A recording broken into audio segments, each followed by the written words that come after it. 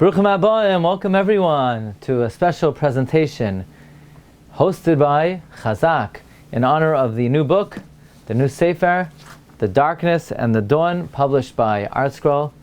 This is our second Darkness and Dawn event. Thank you everybody for joining us.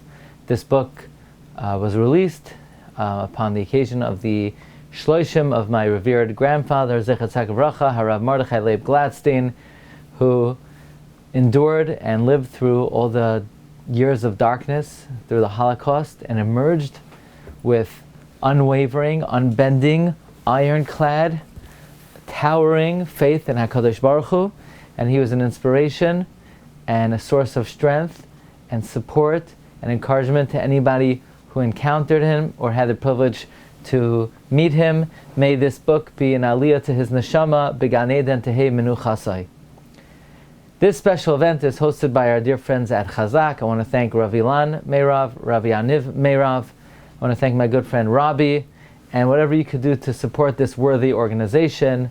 Certainly, Tavai Aleichem Bracha, especially for their amazing efforts enrolling Jewish children into yeshivas, which is really hatzas nefashos and saving Klal Yisrael. So, Kol HaKavod to Chazaq. May HaKadosh Baruch Hu strengthen them and bless them for all of their wonderful work. I want to also thank the sponsors of this event, Chickens for Shabbos, which is a remarkable organization, wholeheartedly dedicated to feeding Yidden who need it most, to supporting those families of Klal Yisrael who are in most need, families of Agunos, families of Grushos, and the families who are the gems of Klal Yisrael, the Malamdim, the families of our Rabbeim. Without them, there would not be a Klal Yisrael. So please take the opportunity to go to the Yad Eliezer website. Please click the icon that says Malamdim, Agunos, and Grushos. Please give generously. And in that zechus, may HaKadosh Baruch Hu be mashpia on your family. Only tremendous shefa, bracha, v'hatzlacha, ad bias goyal tzedek. Every Motzei Shabbos, we welcome in the new week with the Tefillah Vihinayam, Tehillim Parak Tzadi. And this comes from the new book, The Darkness and the Dawn. And to get a copy with free shipping, please go to the ArtScroll website, or better yet, go to our website, rabbidg.com. You see it right behind you, rabbidg.com.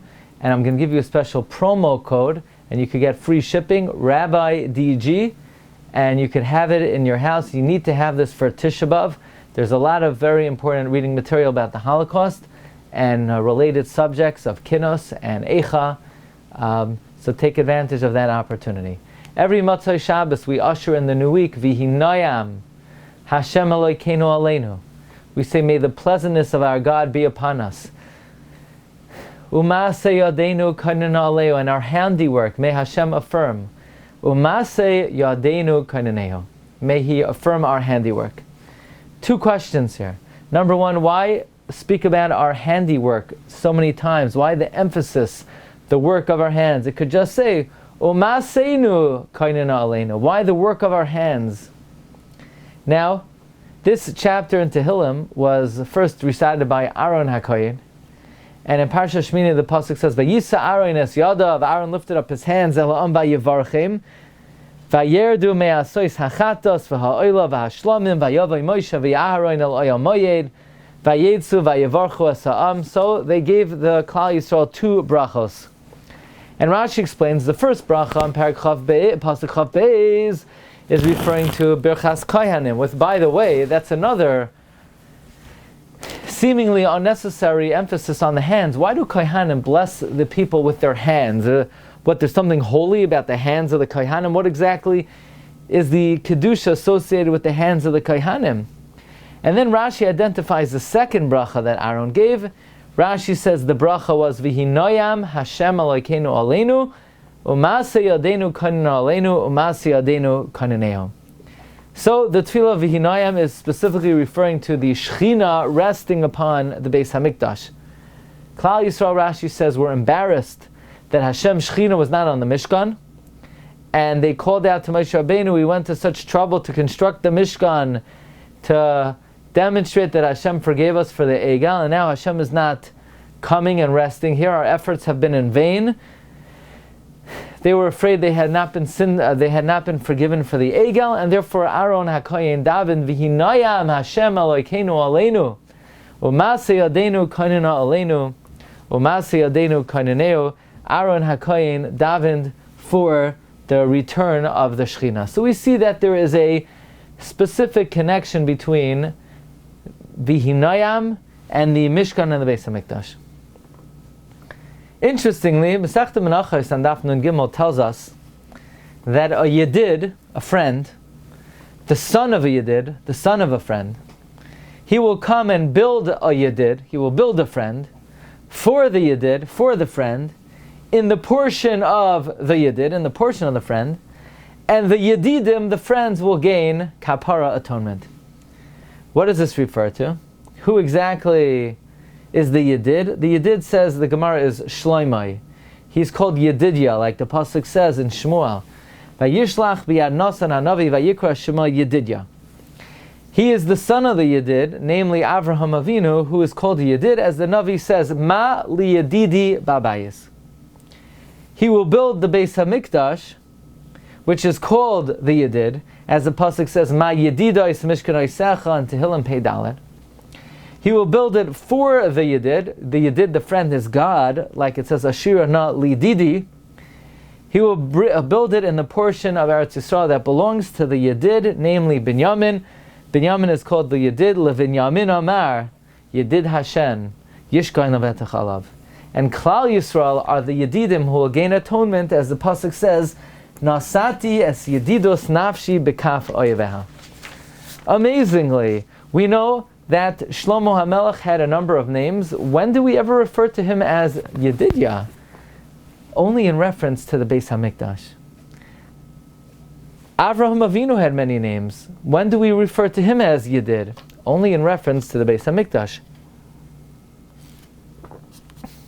HaKadosh Baruch Hu has many names. Elokim, Tzvakai, Shakai, Ekya. When do we refer to God as Yedid?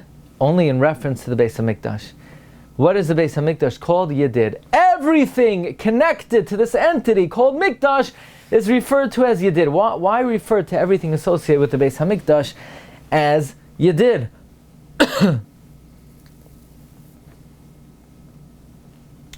What is the meaning of this? How do we explain this? The Masechta Menachos says that when Hashem was about to destroy the Beis Hamikdash, he went into the Beis Hamikdash and he noticed Avraham Avinu standing in the Beis Hamikdash, and Hashem said to Avraham, Ma li yedidi bebeisi. What is my Yedid? What is my friend doing in the Beis Hamikdash? Why is Avraham referred to as Yedid in the context of the Beis Hamikdash? Furthermore, if you go to Megillah Eicha, the penultimate pasuk of Eicha, we say, Hashivenu Hashem Eilecha v'nashuva. Hashem, return us to you, and we will return. Chadesh yameinu kekedem. Renew our days like the days of old.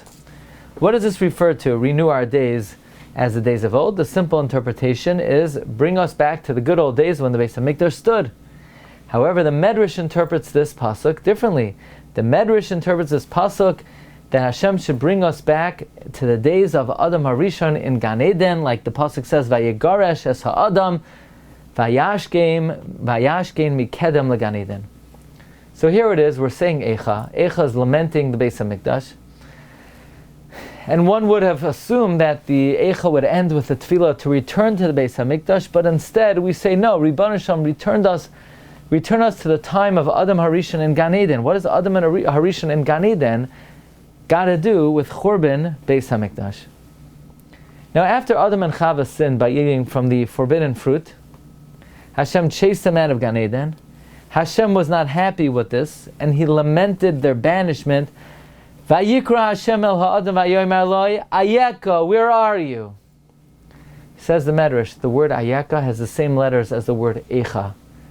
Hashem was lamenting, mourning the banishment of Adam HaRishon. Just like we lamented Eicha when we were exiled from Jerusalem, God too lamented Eicha, Ayeka, when he traced Adam HaRishon out of Gan Eden. The Medrash explains that Adam HaRishon being chased out of Gan Eden is parallel and similar to Klal Yisrael being chased out of the Mikdash and the Beis Hamikdash. Being in Eretz Yisrael, being in the Yerushalayim was like being in paradise. Like Adam HaRishon being chased out of Yerushalayim was like Adam HaRishon being chased out of paradise. So, at first glance, the parallel seems to be striking. Adam HaRishon leaving Gan Eden seems to be mirrored by Klal Yisrael going into Golus. But it seems like their respective sins were quite different. Adam HaRishon ate a fruit. Klal Yisrael committed 3 cardinal sins in the times of the first Beis Hamikdash: Avodah Zarah, Gilui Arayos, Shvichas Damim. Comes the Vilna Gaon, and this Vilna Gaon, interestingly, is quoted in a letter that was sent by Hagoin Rav David Kohen, the Rosh Yeshiva of Hebron, to Rav Moshe Shinerman, the Rav in Flatbush, who wrote the Sefer Oyel Moshe on Inyanei Churban.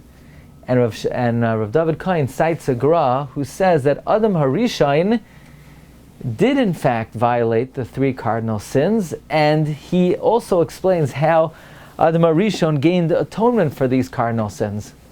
The Gra brings an amazing tradition that Adam HaRishon gained atonement through his 3 Gilgulim. Who are the 3 Gilgulim of Adam HaRishon? They were none other than Avraham, Yitzchak, and Yaakov.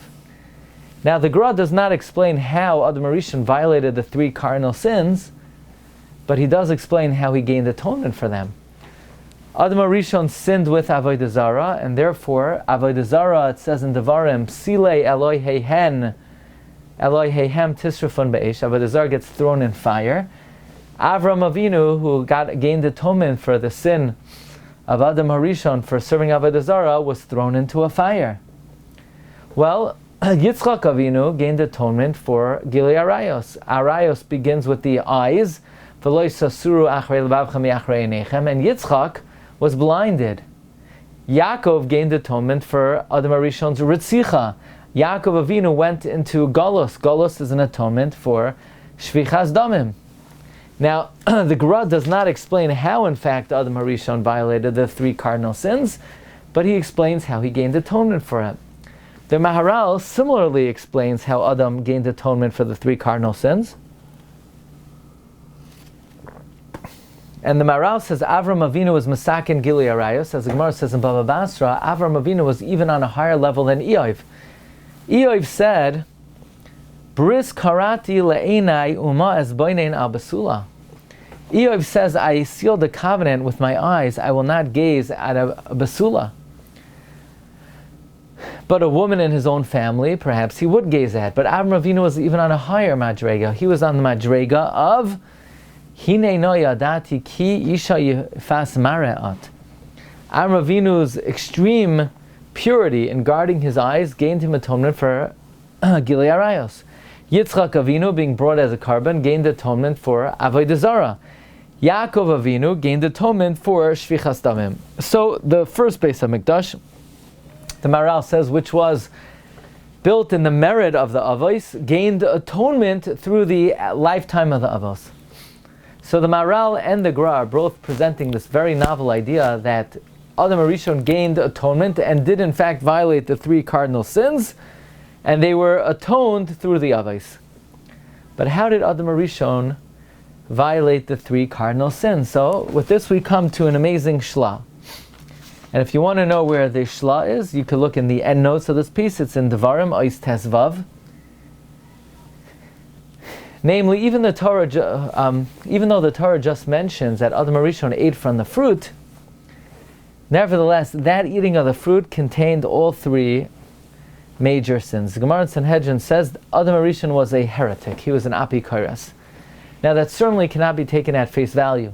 But to some extent, by not listening to the command of Hashem, there was a degree in heresy in that. Number 2, when the Nachash convinced Chava to eat from the Eitz Hadas, the Gemara says in Masechta Shabbos, and if you want to know where, I will tell you, The Gemara says in Masechta Shabbos Kuf Mem Vav, Ba Nachash al Chava v'hito ba Zohama. The Nachash lived with Chava and put in her poison, spiritual grime. So that was akin to Gilui Arayos. And then finally, from this Zohama, Cain was produced, who was the first murderer, hence Shvichas Damim. In fact, the Chavetz Chaim quotes the Shla, and he says that the Chet of the Nachash was also responsible for the destruction of the second temple. Second temple was destroyed because of baseless hatred, sinas chinam, which is the cause of Lashon Hara. Well, the first Lashon Hara was Lashon Hara. The Nachash spoke about HaKadosh Baruch Hu, and he told Chava, you really need to eat from this fruit. The reason why God doesn't want you to eat from this fruit is because He ate from the fruit, and He created the world by eating from this fruit.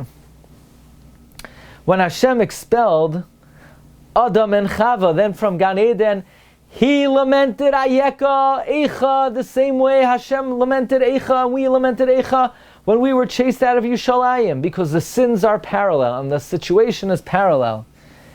And in that case, there is a very compelling similarity between the stay of the Jewish people in the Mishkan and the Mikdash, and the stay of Adam Harishon in Gan Eden. And therefore the banishment of Adam Harishon, which is lamented with the word Ayeka, was also mirrored and paralleled by the lament Eicha when we left Yerushalayim.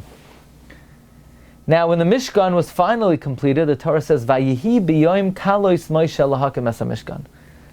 And it was on the day that Moshe completed putting up the Mishkan. The Medrash says the word Vayihi implies something that once was and now has returned again. Says the Medrash, when Hashem put Adam Harishon in Gan Eden, the Shechina resided there, the Shechina rested there. As the Pasuk says, Vayishma'u es kol Hashem Elokim es halech bagan l'ruach hayom. And Adam ve'ishtoi hid mibnei Hashem Elokim in the garden. So Vayihi implies a return to the original state. In other words, the state of Beis Hamikdash, the entity called Beis Hamikdash, the stratosphere of Beis Hamikdash, was similar to that of Adam Harishon in Gan Eden. How is that? How is the Beis Hamikdash, so to speak, a microcosm, a facsimile of the Gan Eden of Adam Harishon? After the sin of Adam Harishon, Hashem said, now Adam's like one of us. Maybe he's going to stick out his hand and he's going to take from the Eitz HaChaim. The Torah says a very unusual thing. Maybe he'll stick out his hand. Why the emphasis on the hand again? Just say, maybe he'll take from the Eitz HaChaim. Why the emphasis on the hand? The Gemara in Chulin tells us something also quite remarkable. The Gemara in Chulin says on Hamid Beis, there's a klal, Ein HaKadosh Baruch Hu mevi takala al lidei tzadikim. God does not bring stumbling to the tzadikim. But literally, the Gemara is saying, Hashem does not bring stumbling to the hands of tzadikim. Why the emphasis on the hands? Why again the emphasis on the hands? In Shmuel Aleph also we find this irrelevant emphasis on the hands. Vatihi ruach Hashem ra el shal. There was an evil spirit on Shal v'hu b'veiso. Yosef was sitting in his house. V'chanisa b'yadoi, with a spear in his hand. V'David menagin b'yad. David was playing the harp with his hands. Of course he was playing the harp with his hands. What else? He was playing with a different part of the body. Another emphasis on the hands. And finally, why do the Kohanim, why are they mevarich Klal Yisrael specifically with their hands? Comes the Ben Ish Chai, and the Ben Ish Chai offers an amazing revelation. This is an Adar Selyo Parshas Bereshis, and that revelation is that when Adam Harishon sinned from the Eitz Hadas, now this revelation, it could be cited from no one other than the great Ramami Pano, who lived from 1548 to 1628, one of the great all-time Mekubalim, student of Rabbi Yisrael Saruk, who was in turn a student of the Ari. The Ramami Pano likewise learned from the Ramak. In fact, the Ramak's widow sent him a personal copy of the Pardes Rimonim. And the Ramami Pano authored a parish on the Rif, Alfasi Zuti. He wrote Shuvas Menachem Azariah, as well as Asar Mamarais, Yoinas Elam, and a number of other Sifrei Kabbalah. And he has an incredible revelation that when Adam HaRishon sinned by the Eitz Hadas, he saw the fruit and he defiled his eyes, and he listened to his wife and he defiled his ears, and he ate the fruit and he defiled his mouth and his digestive system. And every single cell in his body was affected. There's only one part of the body of Adam HaRishon that was not affected, and that is his hands. Adam HaRishon could not do an Aveira with his hands. Why? God does not let the hands of the tzaddik sin. So Adam, instead of stretching out his hands, he ate the fruit of the Eitz Hadas. He did not sin with his hands. There is one part of the entity that of Adam HaRishon that retained its primordial purity and tara and pristine state, namely the hands of Adam HaRishon. Of all the body parts, the hands are the holiest part of our body. Ben Ish Chai says this is the reason why when the Kohanim bless the people, they hold up their hands. Their hands are the one part of the body of man that was never soiled. Now, David HaMelech owed Adam HaRishon a great debt of gratitude. Adam HaRishon gave David 70 years of his life. David was destined to live only 3 hours, and Adam HaRishon gave him 3 hours of his life. Adam HaRishon gave him 70 years of his life. In fact, David was a Gilgal of Adam. Adam stands for Adam, David, Mashiach. This is the reason the Navi emphasizes David played with his hands. He used the pure hands of Adam HaRishon to be Mesakein B'chet of Adam HaRishon. By the way, even though this is a shir in commemoration of the release of the darkness and the dawn, Be'ezus Hashem, we're working on another sefer on Bereshis in Lashon HaKodesh, and that sefer, Be'ezus Hashem, will have about 60 chapters, and it's primed to come out for the new Sefer Bereshis, Haba Aleinu L'Tova, with the help of the Ribbon Shalom.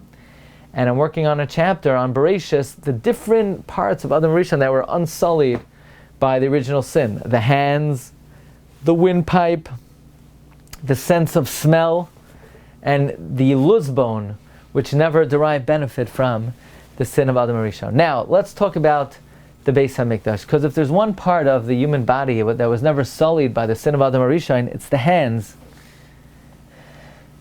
The Mishnah tells us in Avos, in Parakeh, Mishnah Zayin, 10 miracles happen daily in the temple. Number 1, no woman ever miscarried as a result of smelling the meat that was being roasted. Number 2, the meat in the Mishkan, in the Mikdash, never spoiled despite lack of refrigeration. Number 3, there were no flies present in the Beis Mitbachayim, in the slaughterhouse, in the temple. Number 4, the Kohen Gadol never became tameh through keri on Yom Kippur. Number 5, the rain never extinguished the flames that were consuming the karbanos on the Mizbeach. Number 6, the column of smoke that rose from the Mizbeach ascended in a straight column and never swayed. Number 7, the carbon oimer, the shibola, the shtei halechem, the lechem apanim never became pasul. Number 8, even if people were crowded while they stood, there was enough room to prostrate fully on the ground. Number 9, no one was ever stung by a scorpion or a snake in the entire city of Yerushalayim, and despite the throngs of people who congregated to be oilei regel, nobody ever said, Sarli hamakom sha'alim b'Yerushalayim, there was enough room for everyone. The Chassam Sofer says the miracle wasn't that there was enough room, the miracle was that nobody complained. That's the greatest miracle of all. The Chassid Yavitz, Rabbi Yosef Yavitz, is troubled. What is the common theme and denominator between these 10 miracles? And the Chassid Yavitz says an amazing thing, that there's one place in the world that transcends the sin of Adam HaRishon. Adam HaRishon's sin brought decomposition, degeneration, aging, corruption to the world, tumah, spoilage, decomposition, miscarriage. These are all a phenomenon, a result of the sin of Adam HaRishon. But there's one place in the world that the sin of Adam HaRishon doesn't touch, is impervious to the sin of Adam HaRishon. There's one place in the world, like the hands of a body, that maintains its purity, namely the Beis Hamikdash. In the Beis Hamikdash, the existence of the Beis Hamikdash was like in Gan Eden koydem l'chet, where despite no refrigeration, the meat didn't spoil. All entities remained the way they were. There was no death, no breakdown, nothing degenerated. So what name would you think would be the best possible name to name a location that is unsullied by the sin of Adam HaRishon? I would call it Yad Yad. You did, like Adam's two hands, the only parts of Adam that remain pristine, undefiled by sin, are the Mikdash and the Mishkan, flawless, unaffected by the sin. This is perhaps the reason why in the Gemara Menachos, the Gemara says, Yava Yedid, Ben Yedid, V'yivne Yedid, Li Yedid, B'chelkoi Shel Yedid, V'yiskapru Yedidim. Says Rabbi Isaac Chaver, the reason why the Beis Hamikdash is called Yedid is because it's composed of Yad Yad, two hands. The Beis Hamikdash is called Yad Yad because it encapsulates this idea. It's the one place in this world where, like the two hands, it is unsullied, undefiled by the lackings of Adam Rishon and the sin of Adam Rishon. Now we understand why at the end of Eicha we say Hashivenu Hashem Eilecha v'nashuva Chadesh Yameinu Kakedem. We understand why we ask Yibban Shalom, take us back to the existence of Adam HaRishon in Gan Eden. What does Gan Eden got to do with the Beis Hamikdash? That's exactly what the Chassid Yavit says the Beis Hamikdash is. The Beis Hamikdash is a microcosm, a facsimile of life in Gan Eden. The same way Gan Eden was koydem l'chet and impervious to sin, likewise the Beis Hamikdash. And now we understand why the tefillah associated with the rebuilding of the Beis Hamikdash, V'hinayam Hashem Elokeinu Aleinu, U'masei Yadeinu Kainena Aleinu, U'masei Yadeinu Kaineneo. We ask Hashem to affirm the work of our hands, just like the hands were unsullied and impervious to the sin of Adam HaRishon. Like so too is the Mikdash called Yedid, as the Gemara says in Masechta Menachos. Yava Yedid, Ben Yedid, V'yava V'yivna Yedid, Li Yedid, V'chelkoi Shel Yedid, V'yiskapru Yedidim. Just to conclude, we know that Tisha B'Av is called a Mayed. It's called a Yom Tif. What kind of Yom Tif is Tisha B'Av? What kind of holiday is it? Is there a joyous aspect of Tisha B'Av? But in fact, there is a number of particularly joyous dimensions to Tisha B'Av if we sort of scratch the surface and uncover some of the deeper meaning. Here are a few ideas. Number one, we're going to read in the Haftarah of the Shiva D'Nechemta. We will read that B'shetzef ketzef histarti fanai rega mimech uv'chesed oilam richamtich v'chazdi meitech layomash no'am Hashem. The Rebbeinu Shalom says that the days of sorrow, the days of tragedy, and there were many, it's been 2,000 years, in the eyes of Hashem, it's b'shetzef ketzef, histarti panai rega mimech. It's only a moment of Hashem's fierce anger. These 2,000 years, in the eyes of HaKadosh Baruch Hu, are a fleeting moment. We're really not a long amount of time. Well, if 2,000 years of Jewish tragedy and Jewish suffering and Holocaust and crusades and Inquisition and pogrom were a fleeting moment, and Hashem says the Achros Hayamim is eternal, is endless, is unfathomable, it's Hashem's Midah Taiva is 500 times greater than His Midah Perennios. So if all of this is called Rega, imagine how long the Chesed Oilam is. If this is called Katan, imagine how long the Chesed Rachamim Gedolim is. So as bad as Tisha B'Av is, and as mournful and sorrowful Tisha B'Av is, but it's only a moment, and it's only small.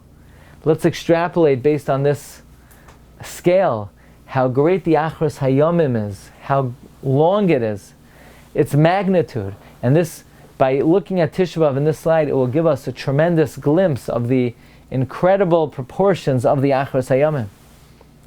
You know, what would Rabbi Akiva say regarding Tisha B'Av?